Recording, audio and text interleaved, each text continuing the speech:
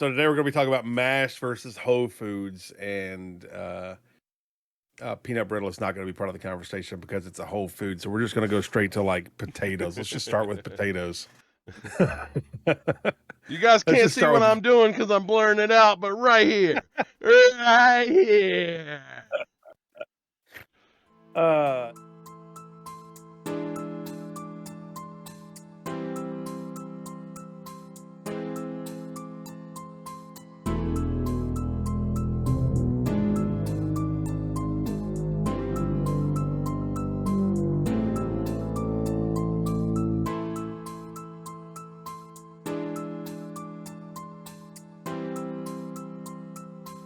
Welcome to The Flavor Savors, a podcast where two donuts talk about a bunch of schnitzel.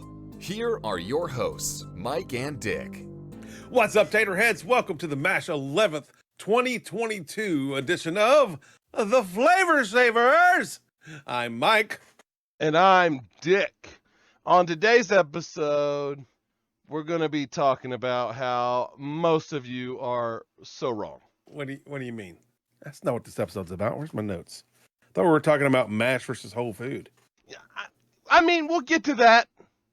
But first, let's talk about this poll where everyone's wrong. You're not still mad about being wrong, are you?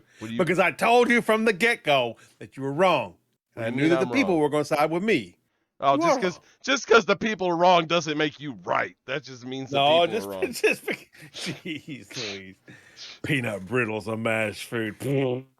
I'm going to tell you what right now, and this goes to every one of you out there that voted no. I better not see one single post about you hitting your thumb with a hammer and going, oh, I mashed my thumb, because that's not mashed, obviously, via your standards.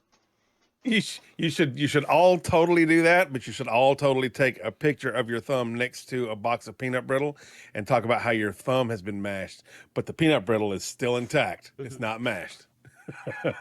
Even my son turned against me. Even my wife turned against me.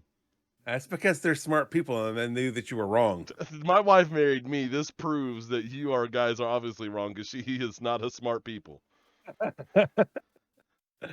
Well, I mean, she got with somebody that could cook his butt off, so yeah, but that doesn't. She's not too dumb. That doesn't make her smart. That makes her lucky, yeah, I guess. I don't know. It makes her prone to being fat. 100%. So today we're going to be talking about mash versus whole foods, and peanut brittle is not going to be part of the conversation because it's a whole food. So we're just going to go straight to like potatoes. Let's just start with potatoes. You guys can't see what I'm doing because I'm blurring it out, but right here, right here. See, here's the problem. Now, when we start talking about mash versus whole, nobody eats a potato raw, right? I mean, it's a very uncommon thing for potatoes to be eaten raw. So when you're going whole versus mashed, specifically with potatoes, it's kind of hard to compare the two, because a cooked potato that's whole, like a baked potato, say, is still going to end up mashed inside the skin. You put your butter, you put your sour cream, your chives, your bacon, whatever you put in there, and that's going to mash it all up. So you're basically eating mashed potatoes there. Yeah, but you're not thinking about it in the right headspace. If I take and chop a potato into pieces, those are still whole pieces. True. They're not mashed. And then there's slices, and there's other applications that aren't whole potato. I guess cubing it and roasting it, yeah, that would make a lot of sense. Yeah, slicing it and chipping it, or putting it in au gratin, it's not a whole potato, but it's a whole piece. It's not a mashed. Because my wife went and did dictionary things, and oh man, I don't know why I married that woman. Yeah, trying you to because prove she's me smart. Wrong with mashed. I ought to punch her. But anyways, it's turning something into a pulp, pretty much. Basically, yeah. Speaking of the poll, though, the poll was like out of the water in favor of no. No one proved their work though, so I don't care. I don't take any of your comments. 80 to 90%, somewhere in that range was the no. So anyway, It means nothing to just me if wanted you to- don't prove your work. Just wanted to throw that barb back at him. Guys, yeah, no, this is not lasting long. Me and this guy, this is cracked the peanut brittle. you see this? Do you see this? Just so everyone's aware, you can already see it, but I'm not blurring any of our fist out where we're not flipping the bird. Oh my gosh. Uh, All right, so no, seriously, let's talk about meat, okay? Because we always end up going back to the meat topic because we're both meatheads, basically. Um, Ground meat versus like steaks. I want to say steaks. That's including pork chops and we'll say chicken breast, any stuff whole like that. cut roast, anything. Right. I just put the word steak there so I would know that that's one of the main things I want to talk about when we Right. talk about the meat being whole. Because man, Yeah. it's hard to beat a steak. I agree. I 100% agree. I mean, look, you can have the best pork chop in the world, and a mediocre steak might beat it. Well, Might beat it. even pork chop, you go that versus a ground pork patty. Give me that pork chop. Yeah, I would agree with that. I would agree with that. A steak versus hamburger. Give me that steak. Oh yeah, definitely. Have you ever I'm sure you have had ground chicken, right? Ground turkey, stuff like that. I mean, I'm, well, here's the thing. A long time ago, I needed some ground chicken for a recipe that I wanted to try, and my dad said, "Why don't you just throw a chicken breast in the food processor? It's the same thing." And I went, "I guess that makes a little sense." So I did, and it came out great. It's not quite the same. I was about to say, here's it's what not I'm quite. going to prove you wrong since I'm just so angry about this poll. It's not quite the same, but no, it did the job. It's much more of a wanted. puree than it is a grind, but egg rolls. I used to make egg rolls before I got the grinder. I would use the food processor for my pork to make egg rolls. Yeah, and I mean that it makes sense. You don't want to completely puree. You don't want to puree it like I did the liver for those liver nuggets. You don't want to do that. No, but sometimes you do. I mean, it depends on the application. For me, though, in that moment, I didn't want to do. I pulsed it until I figured it was about right, and it turned out great. But I mean, even then, that might be the only time where I say I can make this better ground up than I can with it just being a whole chicken breast. Yeah. And some things you go to potato and it's the opposite. I can take the mashed version of the potato and do way more than I can with the whole pieces of potato. Oh, 100%. Absolutely. I'm super limited by the pieces being whole. I mean, the same's true with, I guess, hamburger meat and ground applications. There's more that I can do with it, but is it going to be better than just a steak? No, not because it's hard to be. Like it's really hard to beat a steak flavor wise when you're, especially when you're talking about the ground application. I don't know what it is. I feel like it loses something because you can take a steak, completely take all the meat off of it, run that steak through a grinder, flatten it out, and then do it like you would, cook it like you would cook the steak whole, and it's still going to taste different. I don't know what it is about it. It just something tastes different about it. I'll tell you one that's even, more along what you're talking about, but kind of different.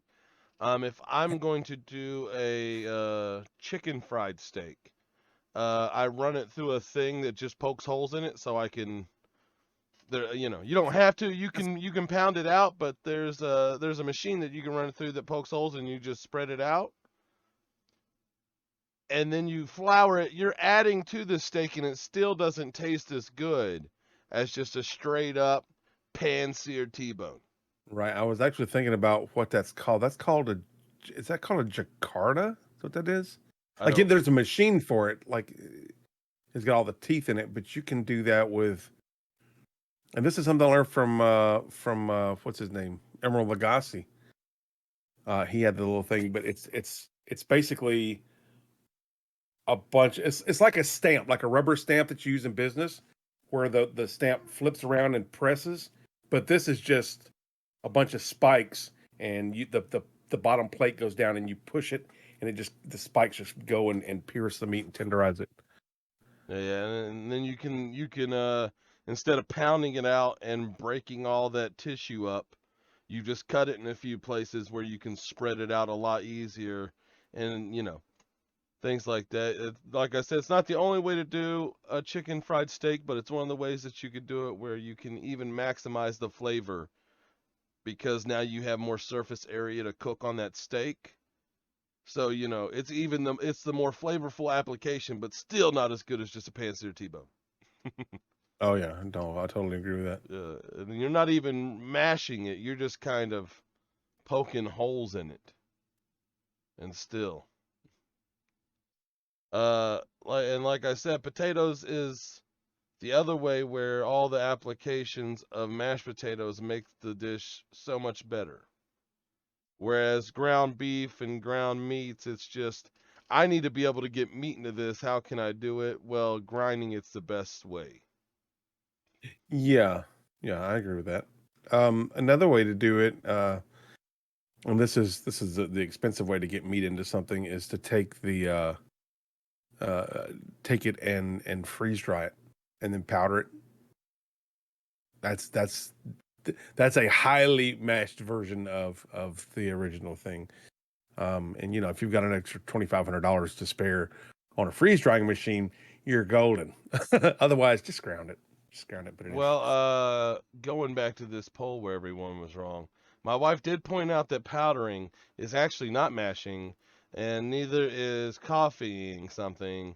And also, which made me dig into pureeing's not really mashing. That's just chopping everything into tiny pieces. So you're all wrong. You're all a bunch of wrongers. You're wronger, and you're wronger, and you're wronger. You're all a bunch of wrongers. I hate you. Yeah, well, it's okay that she's wrong too on that. No, I guess I could probably agree about the powdered stuff. But I think at the end of the day, the broader picture that we were trying to get to, which is why this guy thinks that peanut brittle fits into this, is it's not just mashed food. Just because the month is March, doesn't mean that it has to strictly be a mashed food. It's anything basically that's deconstructed, which is why I'm so adamant that even still, peanut brittle is not a mashed food. It's not. Hey, if you take a spatula and go underneath it and break little pieces off, you're right. That's not a mashed food. But if you do it the way that I do it, which is the correct way, which is hitting it with a hammer, because that's how you should do mostly everything in life. Oh my gosh. Hey, bro, tell me hitting things with a hammer ain't fun. Having trouble with my tire right here. Bring me the hammer. Yeah, What's wrong with it? It's flat. That's not going to fix it. Trust me, it'll fix it. Bro, the other day my computer started acting up a little bit. Straight up just started taking hammer to it immediately. No, see, you used the wrong tool. You needed a baseball bat for that. That's baseball bat for a computer. Oh, specialized tools, bro. That's the way it is. One thing that we talked about last week was olive oil and different oils like that are cold compressed from like the olive, it's cold compressed from the fruit and the oil comes out of it. But let's talk about that versus the actual fruit olives. Yeah. Is olives fruit? Yeah, it has a pit. Yeah, it has a pit inside. Here's the thing. A lot of people talk about the flavor of olive oil, and honestly, it's such a mild flavor. Unless I'm comparing it strictly to vegetable or something, I can't taste the olive part of it. But an olive, when it's been processed and jarred up and stuff, has such a very strong flavor that it's kind of hard to compare the two. I mean, and technically, if we're going to be technical, olive oil isn't a mashed food. Yeah. It's an extracted food, but we're counting it because you're actually mashing the olives. Right. Well, that and you're mashing the olives to get the olive oil. It's a byproduct of mashing. Yeah. But if I'm not mistaken, I think I saw somewhere that a lot of those mashed up pieces of the olive get turned into like tapenade and stuff like that. Yeah, just go through a grinder. Yeah. What I wanted to talk about more than anything is olive oil, I use that to lubricate things, to add a fat content to something. Whereas olives, I use that for a completely different purpose. Even though that oil came out of that fruit, I'm using it to top on things or just eat whole or, you know. The olive oil has one thing that it does, pretty much. Whereas the fruit itself, tons of things you can do with it. So now, as far as things that are controversial when it comes to are they actually mashed, cornmeal and flour versus the whole grain. So you're talking cornmeal versus corn.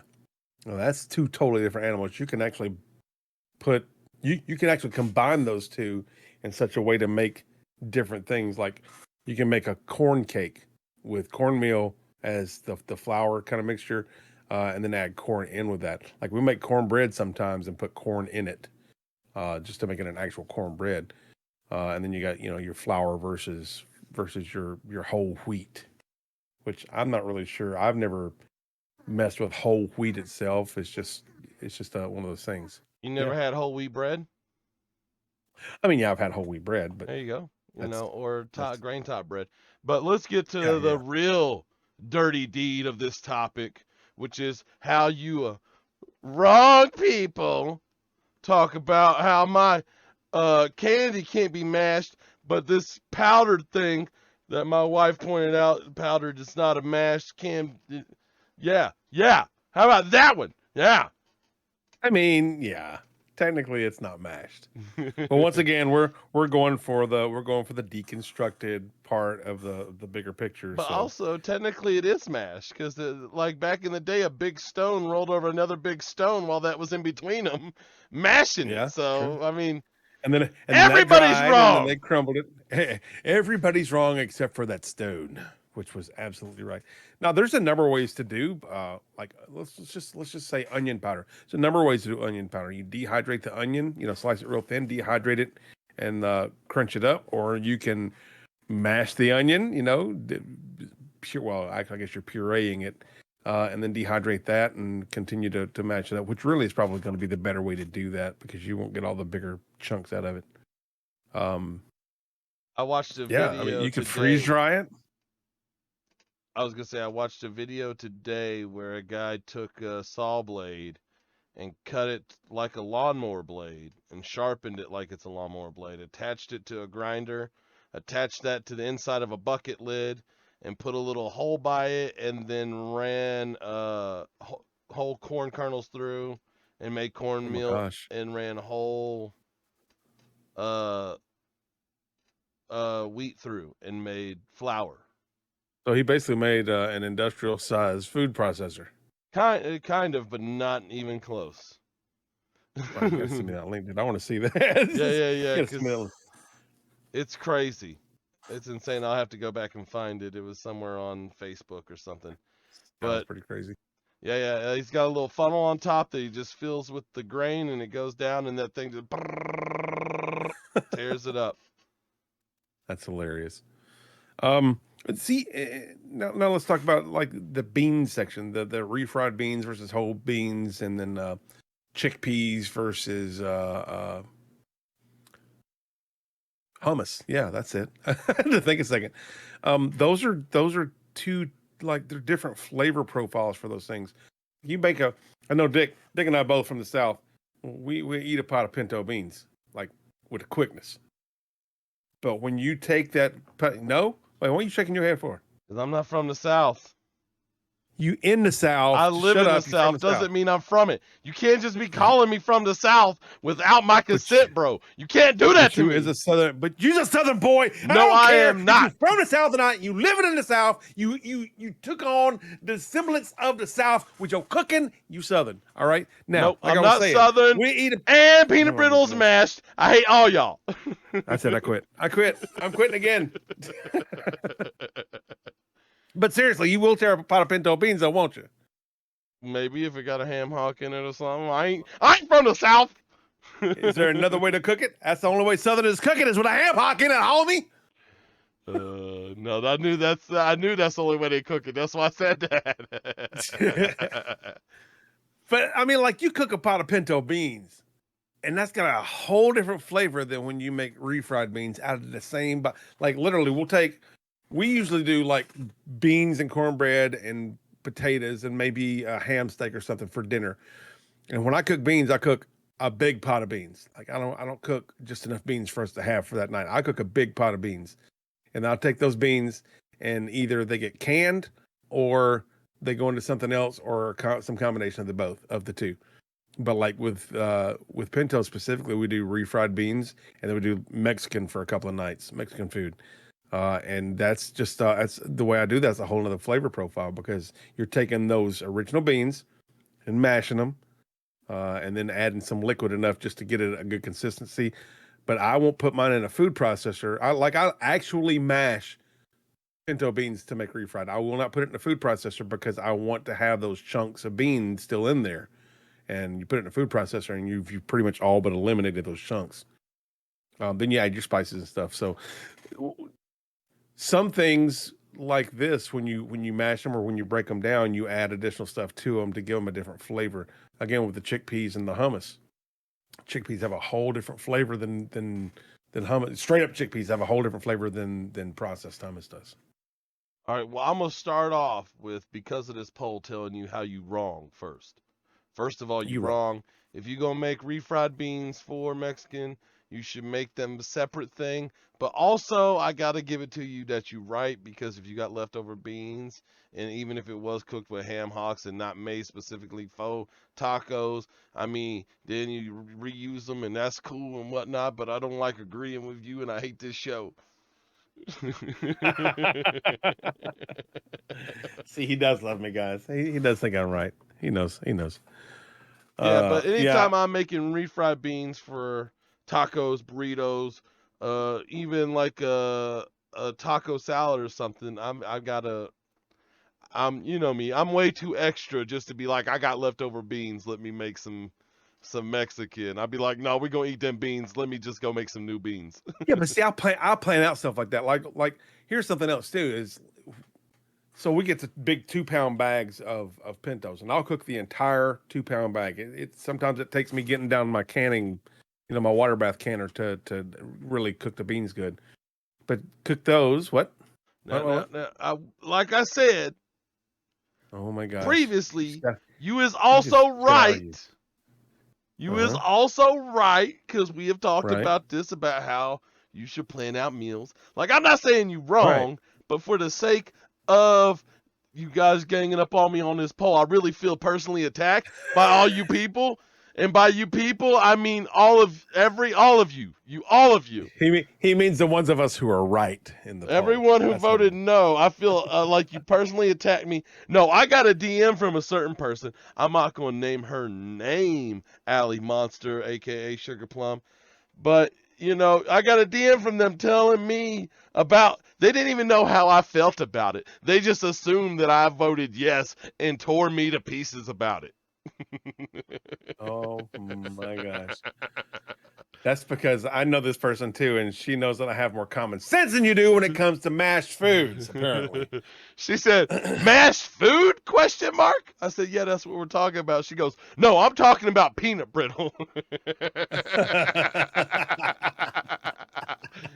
She was on me instantly. I'm like, how do you know that I did that first? Because she knows you're always a contrary one. That's why. Yeah. She knows both of us. She knows. She know I be starting schnitzel all the time. That way I could just fork it right up. Always. Let's talk about a big one. Let's talk about baby food versus adult food. All right, I feel like we can talk. I feel like we can talk for about like a half an hour just on baby food versus adult food. Well, because this goes way beyond mash versus whole, because of course you smash it for the baby because no teeth and no choking and whatnot. Right. But also when I'm making my unmashed adult food, it is spiced and flavored and salted and peppered, and I'm trying to add flavors to it to make a whole new thing Whereas baby food, I want it to be just this one thing with just water. I don't even want to add extra flavors to it. I want the baby to just consume this single flavor, you know? And then later on, you Right. start mixing those flavors together. So it's a whole different headspace when you're thinking about how to cook baby food versus adult food, whole or mashed, to be honest. Yeah, that's why I don't understand like Gerber, not a sponsor, who does all the baby foods and stuff. They have got flavors like sweet potato and turkey. They've got pear cinnamon oatmeal cereal. Why are you trying to confuse a baby with all these mixed up flavors? Carrot, sweet potato, and peas. Now, I will say, once I get through the whole gambit, but by then, in my freezer is a stockade of little ice cubes that are just pieces, little baby foods, right? Yeah. So then, yeah, I make a Thanksgiving dinner. You know, I don't mind mixing flavors, but they don't have to be mixed in the same jar. We can, Yeah. you know, I mean, you can give them the different yeah. flavors, just you don't necessarily want them to all be in the same, bite. No, and that's why anyone who has a baby, first thing I say is do not buy jarred baby food. I don't care how easy you think it is compared to making baby food. I don't care if that extra little bit of effort, like, first of Making all, baby food is so simple. yeah, first of all, your kid is going to have much better food, which why don't you want that? Because you know Right. what's in there. There's no chemicals. I took this carrot, I took this water, I put it together till it was done cooking, then I ground it up. It's carrots and water. I know what's in that. Right. Especially if you have a garden and you're growing your own food. You know exactly what's in that. Yeah, you know There's what was there's sprayed was on it it, everything. sprayed? Right. Exactly. So that's yeah. It's so easy to make baby food. There's zero reason not to, other than convenience or time constraints or let's just say it laziness. I mean, I was a lazy dad when when I had newborns and stuff. I didn't grind up my own food, but trust me, given the chance to do it all over again, I would totally do it because it's easy. You make mashed potatoes. We'll make some extra mashed potatoes to like Dick said, put in the freezer and pop it out when you want them to have some mashed potatoes on a certain day. It's easy. See, this is Carrots, all that stuff. yeah, well, this is why my wife decided that I should be the stay-at-home parent and she should be the one that works.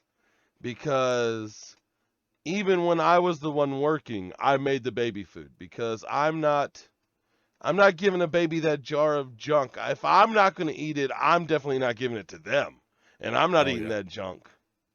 Well, and like you said before, I think last episode we were talking about this, is that you can put a literal pinch of salt in something, 3, 4, 5 little grains of salt in Yeah. something just to knock off the bitters and enhance the flavor, the natural flavor of the food too. Whereas baby food has zero salt. It has a lot of preservatives in it, but it has zero salt. Yeah, well, So because they don't I would be want more prone to put a little salt. sodium is a bad thing for babies. That's why it's not even a pinch of salt. Like you said, it's literally like three, Yeah, 4, 5 grains. And you yeah, literally sit there and look at that for the whole, like you're going to see it in a later episode because I got a butternut squash, but you buy a whole butternut squash and you chop that thing up and you roast it and you puree it and you think, oh, no, he meant like, okay, so I'm going to need to add, no, that whole butternut squash gets 3 grains of salt. right. Well, but the thing is, as they get older, you can start slowly, gradually, amping that up because you don't want to go straight from baby food to McDonald's fries.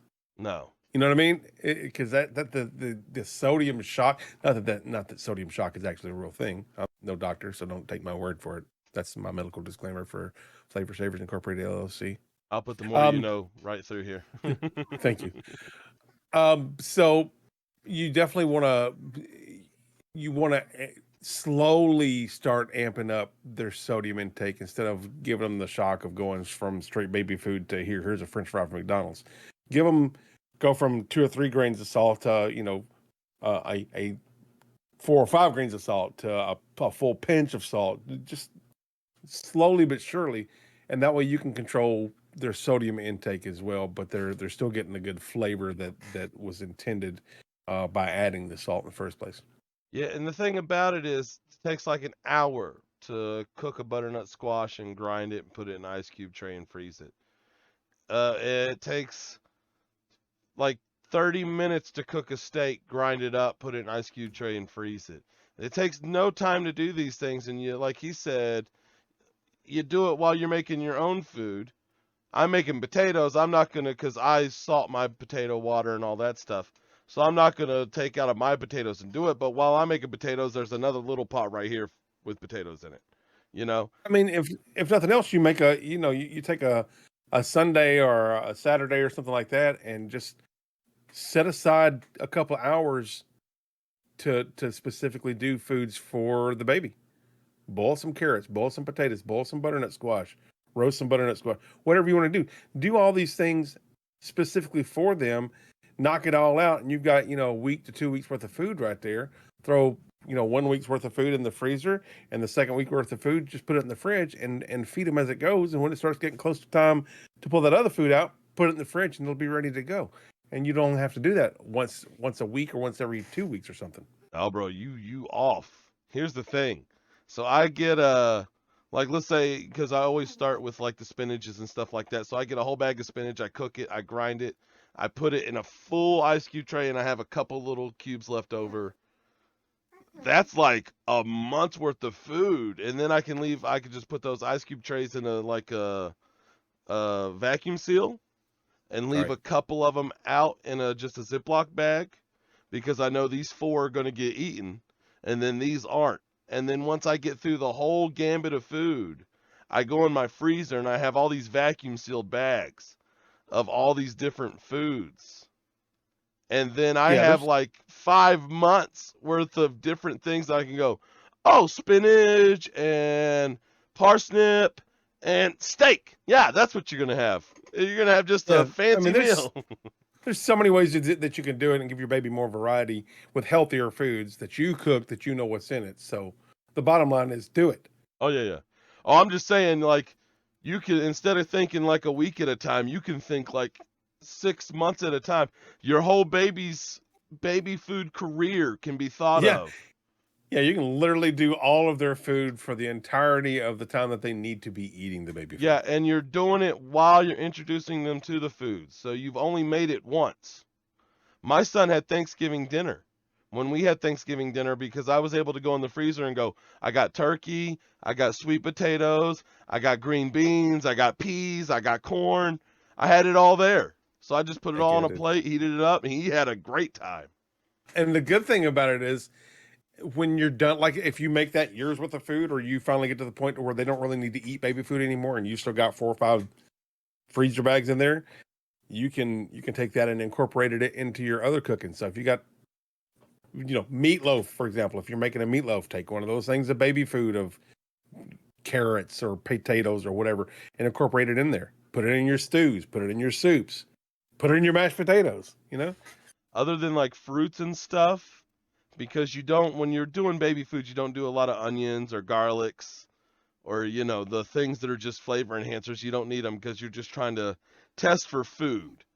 But Right.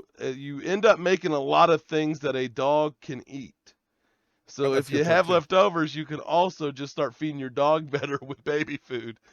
That's a Mix good some, point too. Yeah. yeah, mix some baby food in their dry food. They'll have a good time eating your baby's leftovers, guaranteed. Oh yeah. And if you've got it, if you've got it iced up and stuff like that, give it to them in the summertime. It'll be a good treat for them. Yeah, like I said, with animals, try to stay away from fruits and onions. And there's a whole lot of things. Like I've seen people, Yeah. they're like, I give my dog bananas all the time. I'm like, that's really not good for them. Yeah. Dogs don't deal with fruits very well. Grapes are horrible for them. Yeah, yeah. Horrible.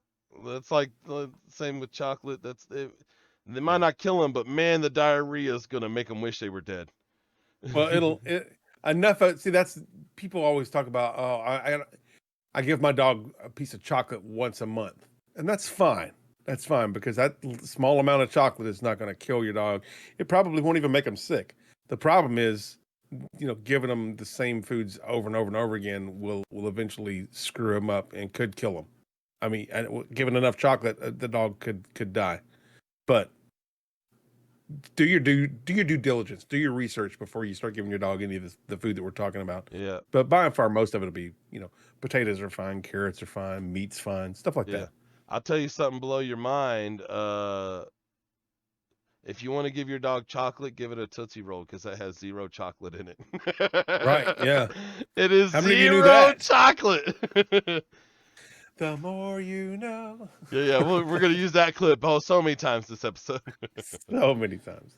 But that's Like, good. That means you guys are learning stuff. We're teaching. yeah. Like a lot of people don't realize that. Because I used to give this one dog that they would try to get into the chocolate all the time, and the way I broke it was by giving it Tootsie Rolls. So instead of trying to get into the chocolate, it would just beg me for a Tootsie Roll. And someone was like, "You can't do that." I was like, "Look at that wrapper and show me anywhere on there where it says there's chocolate in this." Chocolate, right? As a matter of fact, underneath it says chocolate flavored or something like that. It's not even or cocoa flavored or something. It's ridiculous. Oh no! Wait a minute. Hold on. They might have changed the ingredients then. Well, this was maybe 15 years ago, 20 years ago. Because Tootsie Rolls and Yoo-Hoos used to have 0 chocolate in them. Yeah, I do definitely remember the Yoo-Hoos. Sugar, corn syrup, palm oil, condensed skim milk, cocoa, whey, So soy don't give your dogs Tootsie Rolls. don't give them Tootsie Rolls anymore either. Let's look. Now that you mentioned, let's look up Yoo-Hoo ingredients. If they've added chocolate to Yoo-Hoo, I'm gonna be so angry. Ingredients for Yoo-Hoo: water, high fructose corn syrup, whey from milk, less than 2% of cocoa.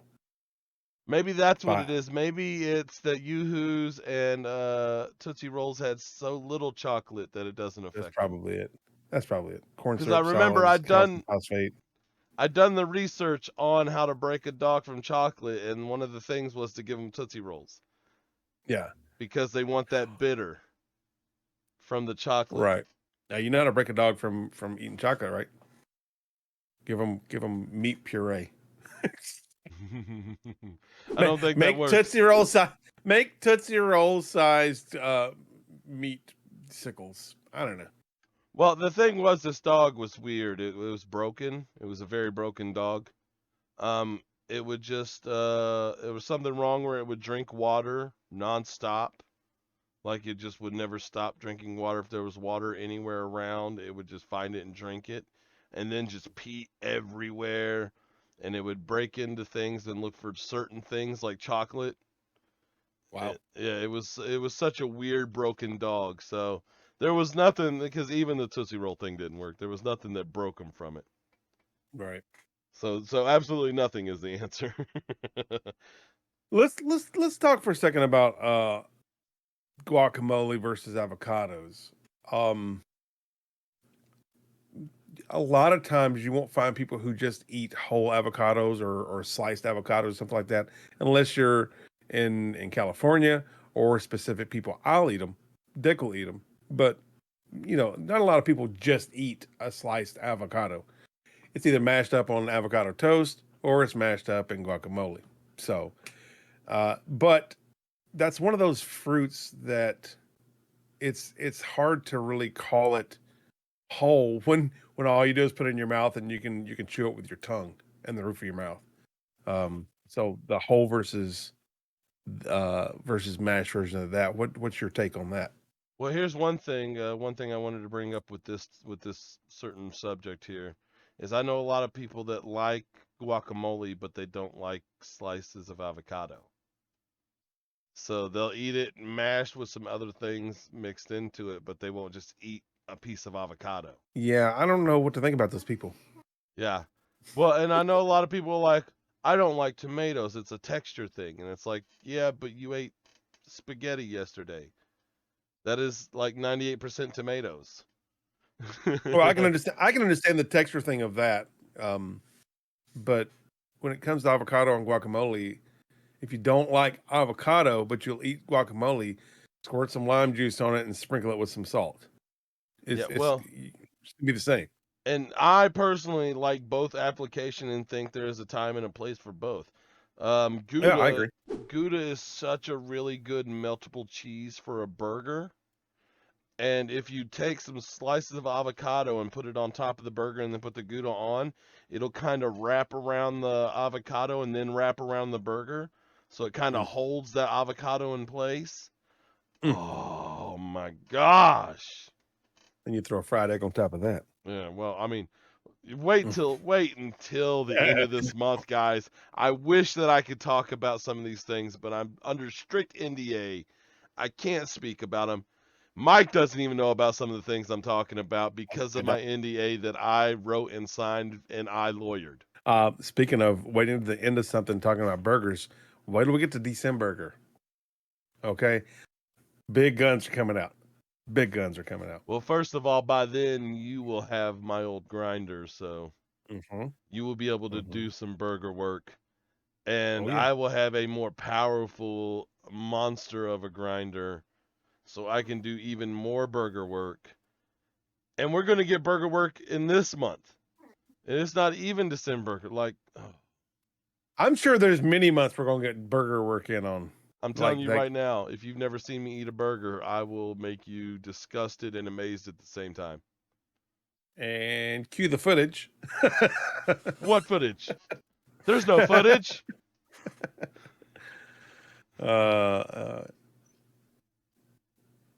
So we're still talking. We're still talking meats and stuff. We always get back to the meats because that's where we go. But one of the things I want to talk about baby food versus adult food is actually a little subclass of the banana ice cream. You know, the frozen banana mashed up versus like a whole banana. Which again, a banana is one of those fruits very much like an avocado where there's not a whole lot of whole texture to it.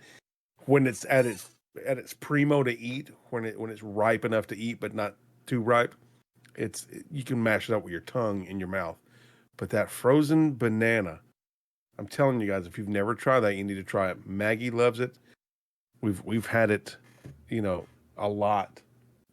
I'm lactose intolerant, so it's kind of hard to just see somebody eating ice cream without not wanting some ice cream too. So freeze some bananas and have that ready. It's really good. See, and here's where my brain is always thinking of what's next.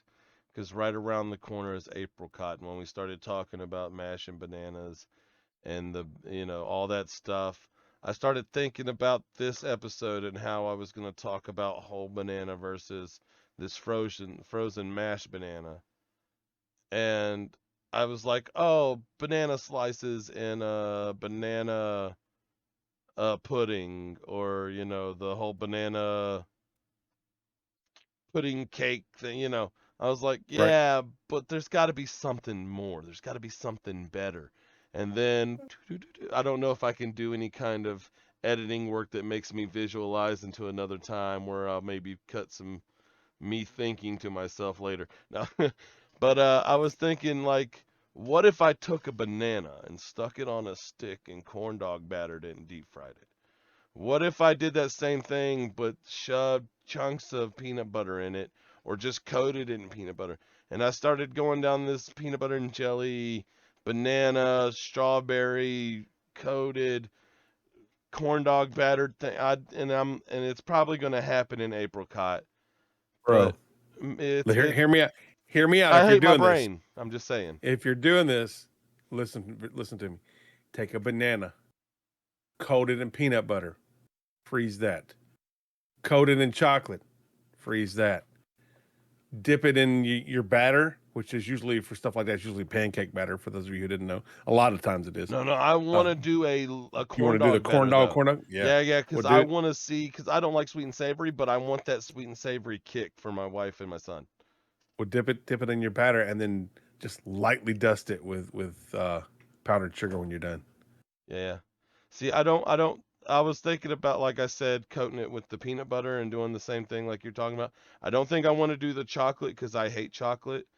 And I wanted to jump into this one with like a me in mind because I'm tired of doing things for you guys. You'll see at the end of Savor versus Savor this month all the things I do for you guys. I want to do something for me. But that's why I was thinking about. Yeah. I was thinking about like even just splitting the banana and putting like a strawberry jam in the middle of it, putting it back together, coating it in peanut. Just things that I could do before I battered it and deep fried it. Are you going to core a banana? Maybe. That's what I'm saying. I don't know. Core a banana.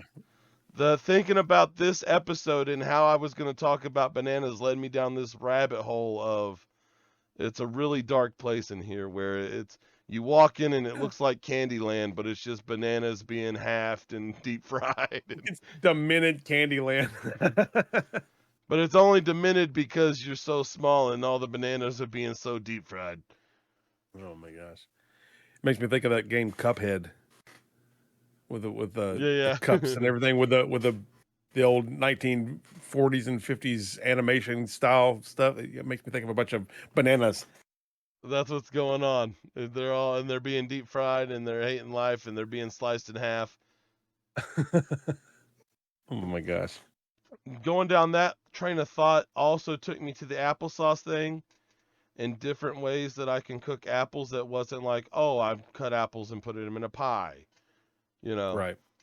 And the only thing I could think was another kind of like deep fried apple or a candied apple slice.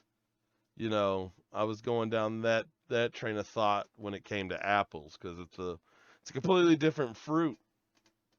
Whereas put peanut butter in it and then deep fry that.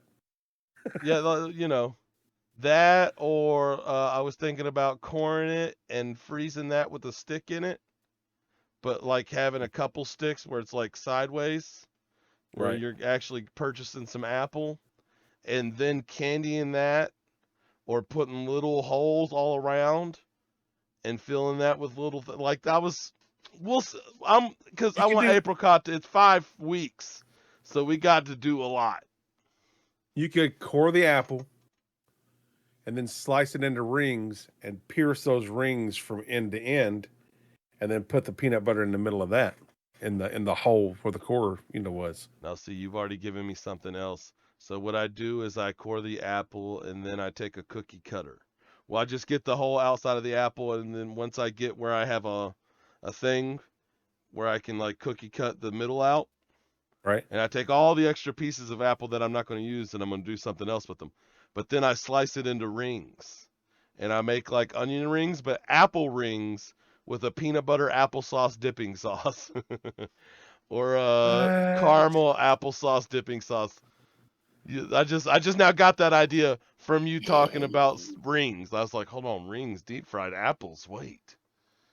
You can do that. You can do that one or two ways too. If you got a big enough cookie cutter that will still fit inside a whole apple, you cut it into slices and then use the cookie cutter to cut out the shapes, and then just take out just enough core to put some peanut butter or something in there. Or you find a real small cookie cutter and core it with the cookie cutter, and then leave the ring so it's like a stained glass window that you fill up with the peanut butter. Yeah. See, I want to go back to how everyone's wrong and I was right in the poll, and you're all wrong.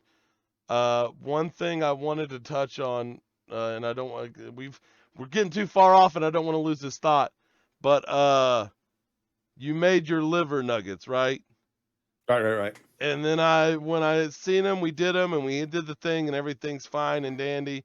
And then I was know where like, you're going with this. Dinosaur nuggets! Why didn't we dinosaur nuggets? Dinosaur liver nuggets. That would have been so fun. Oh, yeah, that would have been fun. We should have done that. Why did we not think of that? I don't know. But because we're in MASH, I can swing back around to it because, you pureed that liver. True. So if you guys are going to puree a chicken or something like he did for his liver nuggets and then pat them out into a thing and do a thing, get some little dinosaur cookie cutters. Make sure they're small enough, and then get your meat in there. Put the little thing in the little cookie cutter in the flour, fill the inside with it, flip it over back out. It would be, then you can have your own little dinosaur liver nuggets that you created. Yeah, and get creative too. Use different meats. Use chicken or pork nuggets. That'll be good. Dinosaur pork nuggets. Pork nuggets. I mean, make up your own thing. Make up, some kind of fruit nugget that you've made or something. Do all that, but do it and tag us on social media with your pictures. Let us know. Yeah, not only that, but not only different meat, but there's so many different cookie cutters out there. Airplane Yeah. nuggets, uh, gingerbread man Yes, gingerbread nuggets, man you know. nuggets. Then you Make can a eat whole his little gingerbread man arms out and of his meat. little legs. It's just his whole body is actually like 6 nuggets. It's beef jerky as a gingerbread man. Gingerbread jerky. Gingerbread jerky. Oh my gosh. On the next episode. No, I'm kidding. Yeah, like Or am I? get crazy with it. Do whatever you think is a good idea, do it. And worst case scenario, it fails. And Yeah. you log that, okay, we're not doing that again. Well, we've had that talk too because you never know. We've had that talk numerous times on the show about trying something. If it fails, it fails. It's not that big a deal. But if it succeeds, you may have just invented a brand new food, a brand new style of food. Who knows? Just do something. This Be adventurous. This NDA is killing me, but I got to keep it going until the last episode for this month. But the thing that I did, it's so weird, and when you see it at the end of this month, you'll know and you'll understand.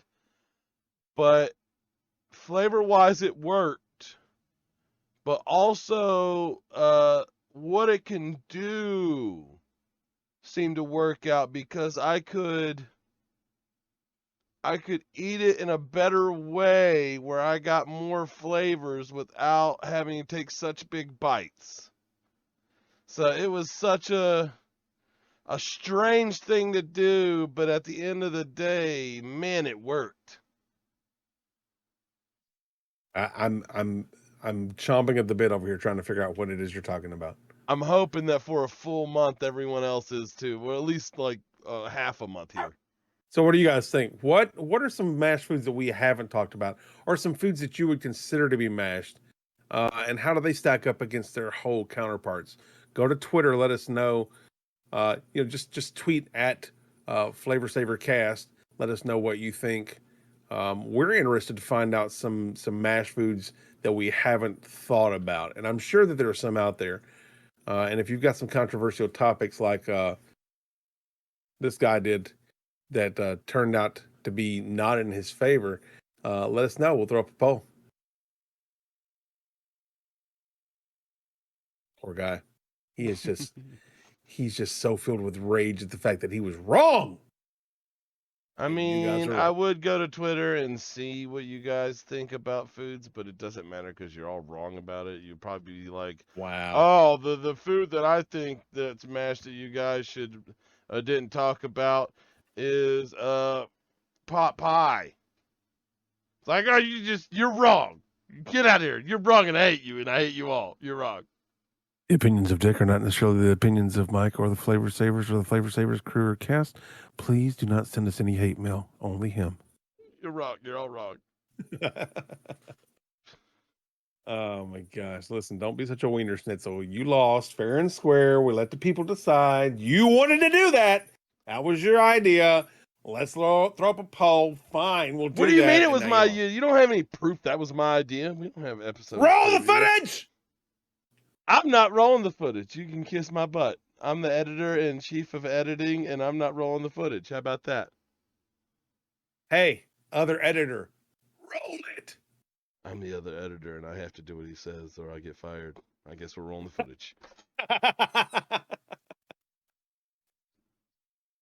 Oh my gosh. No, I always think about stuff like that. I really wanted to do a video a long time ago on YouTube where I would walk out of the scene, but as I walked out on this side, I would walk back in on this side. Yeah. And it was just like this rotating thing, and I'd like a hat would appear on my head, and I'm like, what's going on? And it turns out the editor was the one that, hey, you're the one doing this. Stop it right now. And it'd just be weird situations. And when it zoomed out, it would be me editing it like that. Yeah. So that would be funny as the old Bugs the Bunny. old Bugs Bunny, right? So that would be funny as hell. Is if at the end of this whole episode you zoomed the camera out and it's me editing. Turn around, No. thumbs up.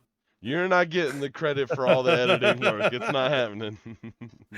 No, I'm the other editor. No, you're not. That's the problem. That's the issue right now. That's why these bags are under my eyes all the way to here. No, better yet, have it be Bram. No wonder nothing's spelled right. No, he spells way better than me, actually.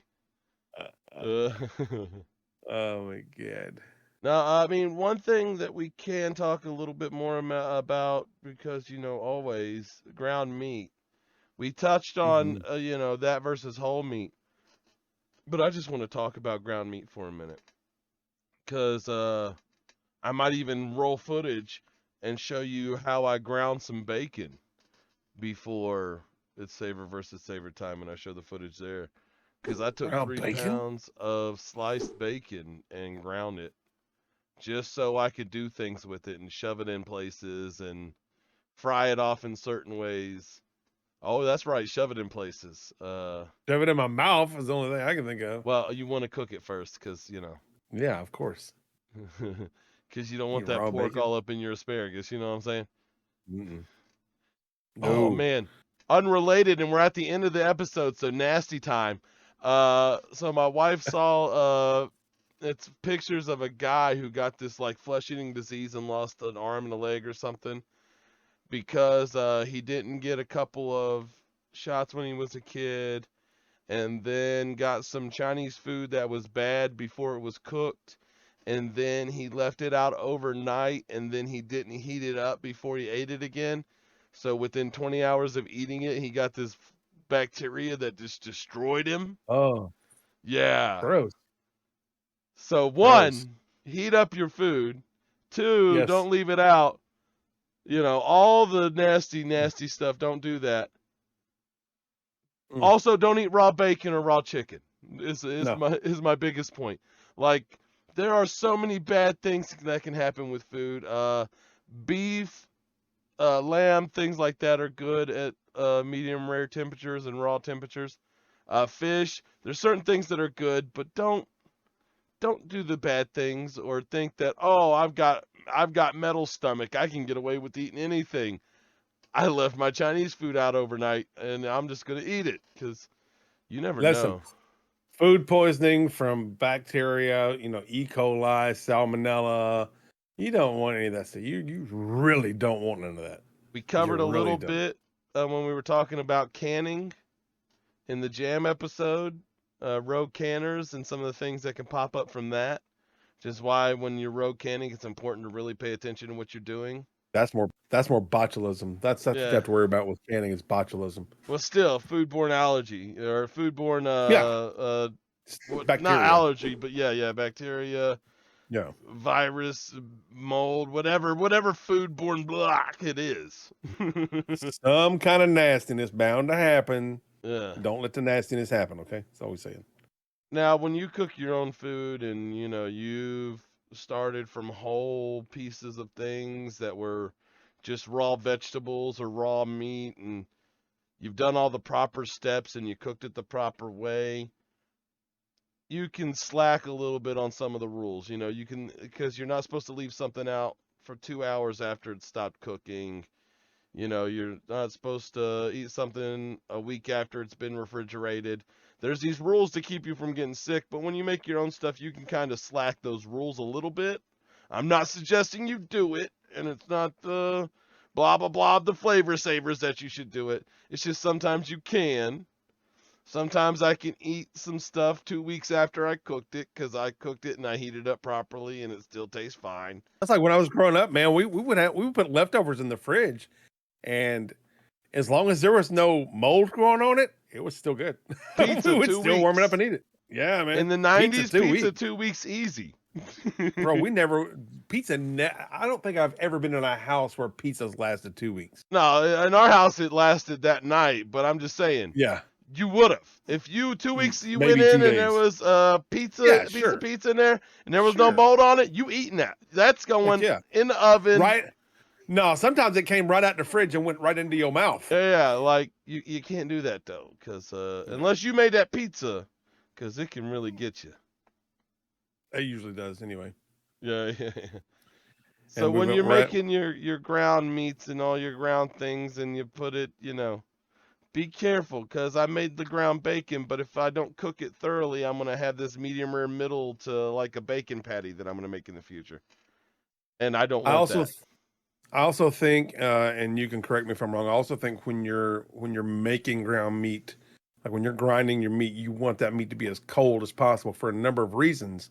One of the main reasons being is as it's going through that grinder, it will begin to heat up because the friction that the grinder is causing, and you don't want it to get to a point to where it's going to start growing bacteria. So grind it, put it back in the fridge, let it chill again, let it get good and cold.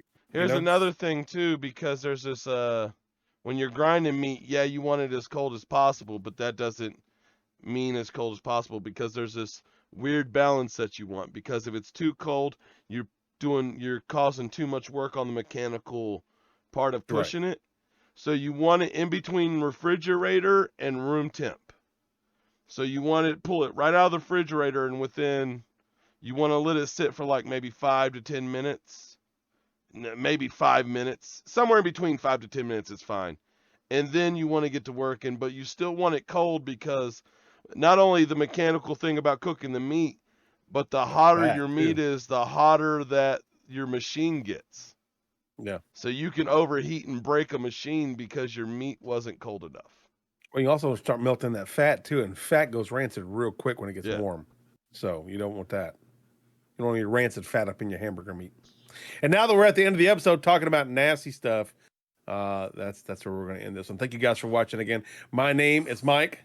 And I'm Dick. Check us out on all our socials. Like, subscribe, do all the things that I hate telling you about, but I got to tell you about them anyways. Thank you to Moonraccoon, Jon Cabral, David Guffre, DJBluePDX, Mike, you, me, them, she, him, whatever. Twitter polls. Thank you, Twitter polls.